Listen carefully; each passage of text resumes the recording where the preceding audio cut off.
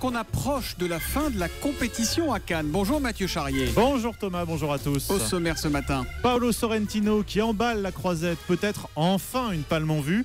On entendra aussi Louise Bourgoin, impeccable dans le film Je suis un soldat.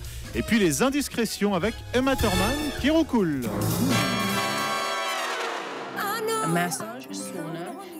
Fred et Mick, deux vieux amis de 80 ans, ont enchanté la croisette hier, Mathieu. Et oui, dans le nouveau film de Paolo Sorrentino, Youth, les deux amis octogénaires, anciens chefs d'orchestre et réalisateurs, se retrouvent dans un bel hôtel au pied des Alpes. Et ils décident de réfléchir à leur avenir, car évidemment le temps est compté.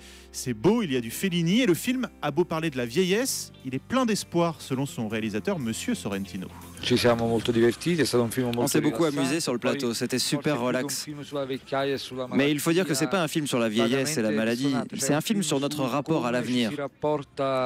Et la question que je me suis toujours posée, c'est comment je serai quand j'aurai 80 ans. Est-ce que je regarderai vers l'avenir ou est-ce que je serai tourné vers le passé?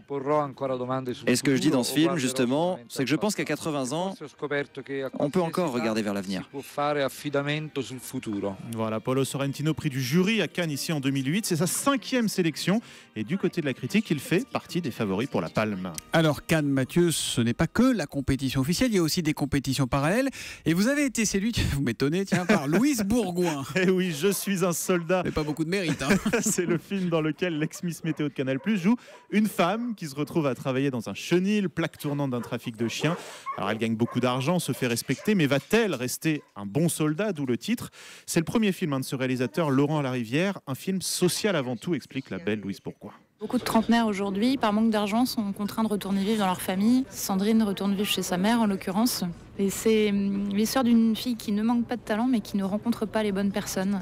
Puis la métaphore du trafic de chiens de race est une belle métaphore des rapports de classe aussi, dans un monde sordide. Et elle est extra lucide, un peu trop, ce qui la rend mélancolique parce qu'elle ne rentre pas dans le jeu, quoi. Et le film n'a pour l'instant pas de date de sortie, il est en sélection. Un certain regard à acheter ici à Cannes, si vous avez un placement à faire, Thomas. Je ne sais pas combien ça s'achète un film. Bien, vous nous le direz, vous enquêtez, vous nous direz ça demain. Entre 10 000 et 10 millions, selon le oui, pays pour lequel. C'est une fourchette large. Très large.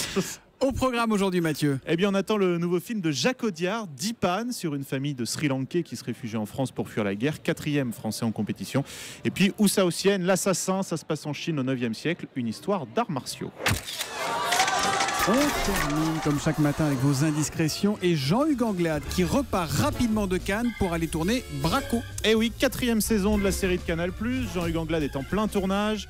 Il a juste fait l'aller-retour sur la croisette pour la promotion d'un film et il repart.